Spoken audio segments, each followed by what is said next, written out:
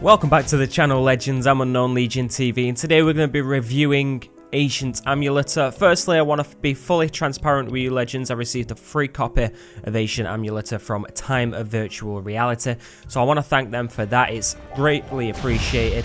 Not only that, but they were also nice enough to give me 4 extra codes to give away to you lovely Legends, so some of you might be here just for the giveaway, since I'll probably put it in the title.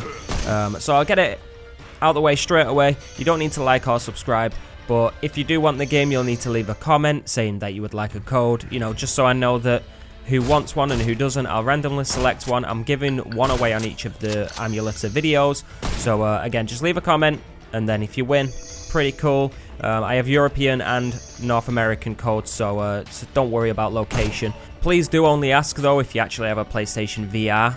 Don't ask if you don't have one, because then you're taking the opportunity away from someone that does actually have one and can enjoy the games. Right, onto the review. I want to start off with, you know, what most VR players probably want to know is, how are the controls?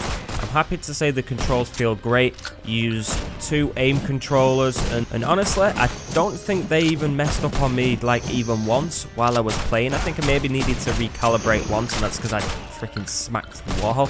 Another important question is that people like to ask is, did I get motion sick? No, not even a little. Since you're stuck in place, I felt like no motion sickness whatsoever, although do please keep in mind that I've played many PlayStation VR games, and so far only one of them has made me motion sick, so I'm pretty immune to the whole motion sickness. Okay, so on to the most important thing, the gameplay. You get a short little tutorial that's maybe, I don't know, 5 minutes long. It's quick, and it just teaches you the basics. The game, though, it includes a single player and a multiplayer. The single player has 2 maps, one named Desert and one named Empire, with 2 levels on each of the maps. They also both come with their own boss, so that's 2 maps, 4 levels, 2 bosses. Each of them has 3 difficulty modes: easy, normal, and hard. Your aim is, of course, to complete all of them with 3 stars, each of the 4 levels and all of the difficulties, in which you have to take out waves of enemies that are trying to destroy your towers, like crystal towers. Your objective is to, of course, defend them and complete the level.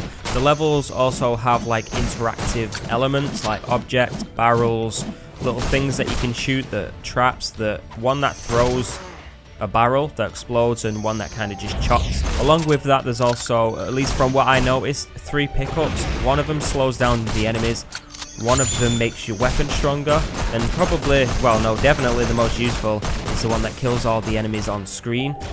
You have 4 different characters that you can switch between on the fly, so you don't select one and that's it. You can switch between all 4 of them, you know, at any time. For the multiplayer allows you and 2 others to take on a level together. You can switch characters as well during that mode. I didn't get to try this out since I'm reviewing this game like a week early, and I couldn't really find any online matches, so hopefully when the game does come out you can find online matches and there's no connection issues there. I'll probably do a video on the multiplayer at some point, but right now I couldn't check that out. The game also, for anyone wondering, does have an endless mode, so you can just go as far as you can go, which is pretty cool. I also want to say, just on the graphics and the art style, the graphics aren't the best, although they are pretty nice. I'm playing on the Pro, so I don't know how they look on the standard PS4, but on the Pro they look pretty damn nice, and the artsy style of the graphics also does help it. It makes it look pretty beautiful and stand out. Okay, so a little bit more on the characters. You have a selection of 4 characters. Each has his or her own unique skill set. The gunner uses 2 dual like revolver type weapons with a rapid fire special ability.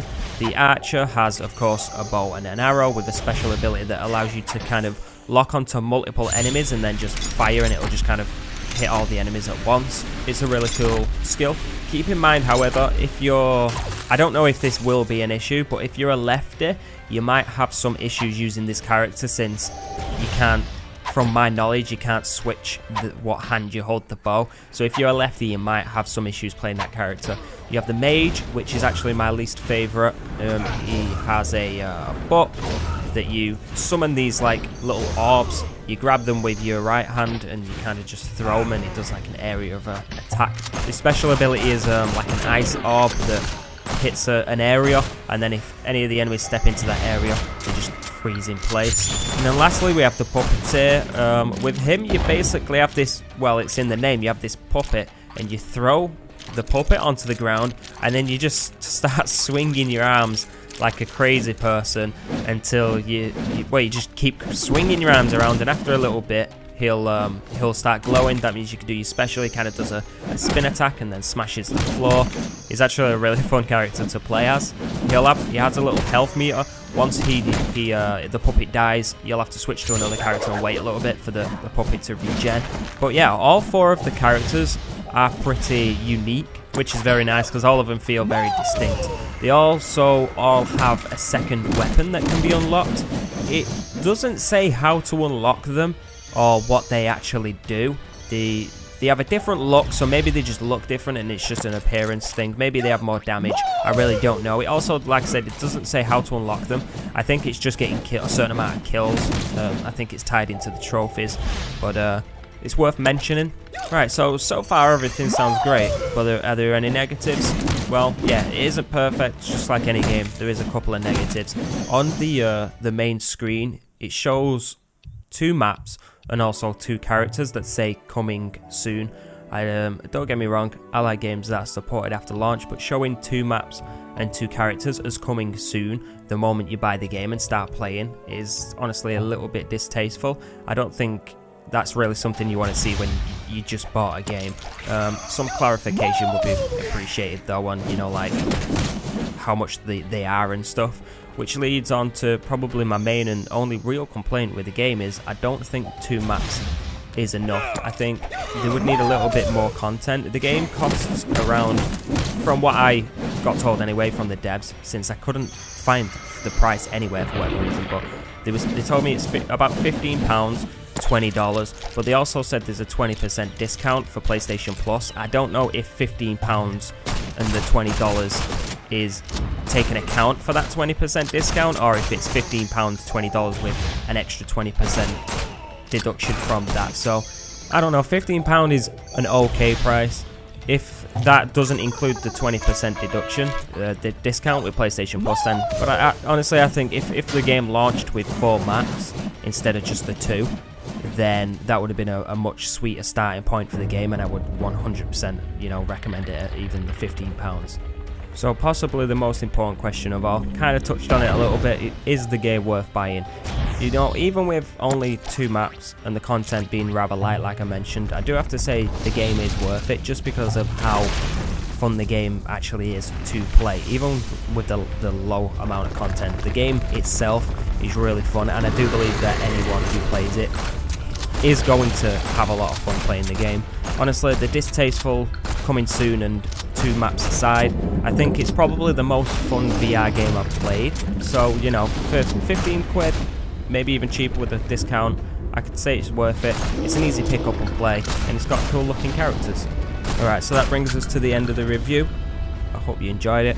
I don't review games very often, so I hope you did a decent job. Remember to leave a thumbs up if you did enjoy it. The game, when I release this video, the game should be releasing tomorrow. So look on the PlayStation Store tomorrow, or maybe even to when this releases, it might be there for pre-order or something. With that said, there is a demo available to play that you can play like right now. I think it includes 2 of the heroes, or maybe 3, with 1 of the maps. Doesn't have the first boss, but if you want to at least go and try the game before you buy it, the option is there. That kind of shows me as well that they do have faith in the game. That's originally when I played it, was the demo, and I really enjoyed the demo as well. But yeah, go and try the demo before you buy the game. And with that, thanks for watching. Remember to leave a like, subscribe if you're new, and I'll catch you legends on the next video.